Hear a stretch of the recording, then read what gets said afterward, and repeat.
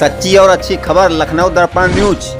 मेरी बहन बेटियां बैठी है, मेरे भाई बंधु सब बैठे हैं।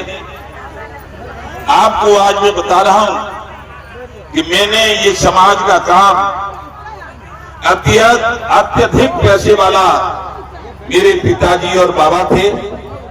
मैंने पैसा कमाने के लिए नहीं समाज का काम किया था, मैंने समाज का उद्धार करने के लिए ये काम शुरू किया था।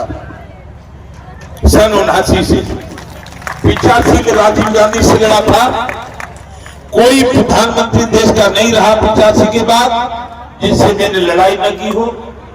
लेकिन दुर्भाग्य की बात है कि आज जो भारत के प्रधानमंत्री हैं, उन्होंने सन 14 में प्रधानमंत्री बनने से पहले ये भाषण दिया था कि हम किसान आयोग का गठन कर देंगे, किसानों के कर्जे माफ कर देंगे और विदेश से जो कांग्रेस धन ले गई है उसको काले धन को ले आएगी और गरीबों में बांट देंगे। लेकिन न तो अब उस बात को वो मानते हैं, न उन्होंने आमदनी दोगुनी कर पाई। उन्होंने नोटबंदी कर दी थी। नोटबंदी कुछ योग्य पढ़े लिखे लोग हमसे कहते हैं नोटबंदी से और किसानों से क्या संबंध था। अरे नोटबंदी में आलू नहीं बिका। मेरे बेटे ने, ओम प्रताप सिंह नाम था, 4000 बीघा आलू जमीन पट्टे पर लेके किए थे। 7-8 करोड़ लागत आई थी। उसी साल नोटबंदी कर दी माननीय विश्वविख्यात प्रधानमंत्री जी ने। पता ही नहीं चला कि नोटबंदी का क्या कारण क्यों की गई। 2000 का नोट बंद, 1000 का चालू, फिर 1000 का भी बंद, फिर 2000 का भी बंद, अब 500 का चालू। न मालूम दिमाग में कोई कमी थी क्या। लेकिन उस नोटबंदी से यह हुआ कि आलू फेंका, किसान कर्ज में डूबा। ब्रज के वृद्ध रमेश बाबा ने ओम प्रताप मेरे बेटे को उत्तर प्रदेश का अध्यक्ष भारतीय किसान ने बना दिया था। 11 में, 12 में, 13 में कांग्रेस से लड़ने दिल्ली गए थे। आज तक भारतीय जनता पार्टी के केंद्र के प्रधानमंत्री, गृह मंत्री, जो मैं सब प्रधानमंत्रियों से मिलता था, 1 मिनट का समय नहीं दिया है। मुझे नहीं पता क्यों नहीं दिया। और अपनी चलाते हैं। अब जाने क्या क्या बनाते हैं, क्या क्या नहीं बनाते हैं। जब मैं 21 में धरना देने गया था दिल्ली, तो किसानों को प्रतिबंधित कर दिया था। उससे पहले मैं 20 साल चौधरी महंत सिंह टिकैत के साथ उत्तर प्रदेश का अध्यक्ष रहा था। जीवन में मैंने और कुछ नहीं किया। माननीय कल्याण सिंह के कहने से, माननीय मुलायम सिंह यादव जी के कहने से, माननीय अपनी बहन जी जो मुख्यमंत्री थी उनके कहने से मैं मंत्री नहीं बना। मैंने कहा मैं किसानों की लड़ाई लड़ूंगा केवल। लेकिन इन प्रधानमंत्री ने मिलना बंद कर दिया, दिल्ली में घुसना बंद कर दिया। तो मजबूरी में फिर चुनाव लड़कर दिल्ली जाने का संकल्प लेता है ये बात, संकल्प।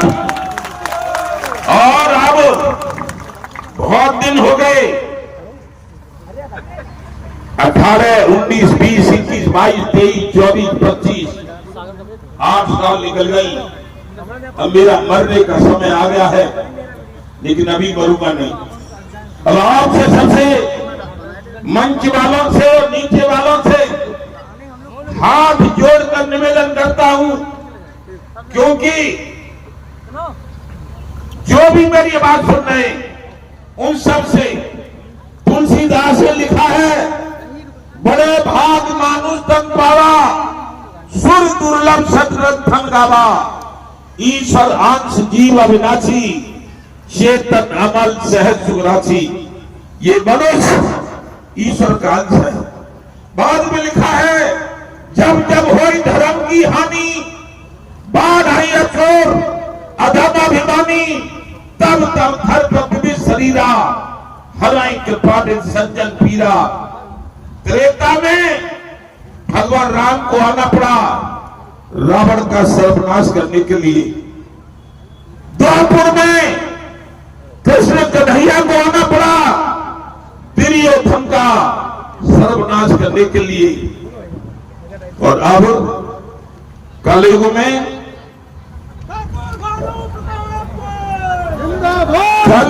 आ गया किसान क्रांति दल। कलयुग में आ गया किसान क्रांति दल, सब बेईमान राजनेताओं का सर्वनाश करने के लिए।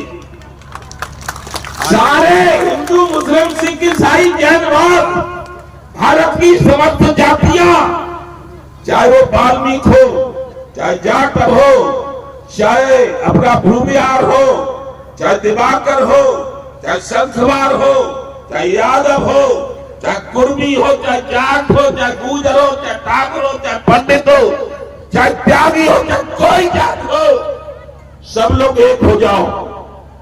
सारी राजनीतिक पार्टी के नेता बेईमान हो गए हैं, कोई ईमानदारी से काम नहीं कर रहा है। हम सबको जिताते रहे, हम किसान सबको खाना देते हैं, सब्जी देते हैं, दूध दही देते हैं, और हम ही भूखों मरते हैं।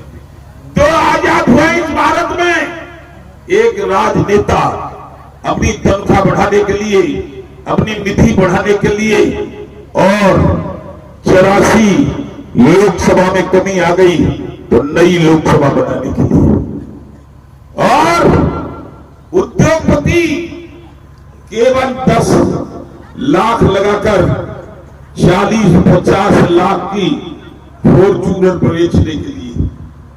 अब किसान हम 3000 का बीज लाते हैं मेरठ से, और जब हमारे खेती में, हमारी फैक्ट्री में पैदा होता है 150 का बिकता है।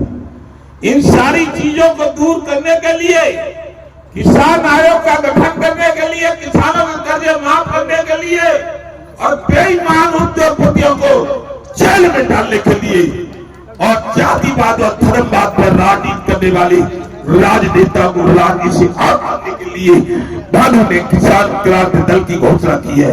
वो निर्वाचन आयोग से रजिस्टर्ड पार्टी है, उसका साथ देना, साथ देना, साथ देना, किसी से मत डरना। सरकार अपनी बनाएंगे, अपने काम करेंगे, हम अब किसी से कोई मांग नहीं करेंगे। जय जय श्री राधे।